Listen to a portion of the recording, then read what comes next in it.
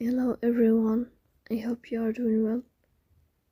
Today we will talk about how to fix or how to solve the problem of installation failed on Suno. You click on settings. Here we click on apps, default apps, app settings. Then we will search about Suno app and you click here.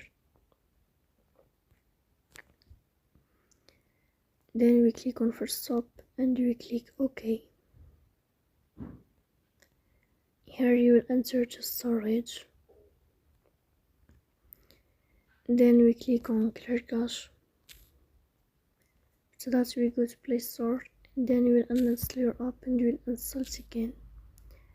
So please don't forget to press bell icon, subscribe. See you next time.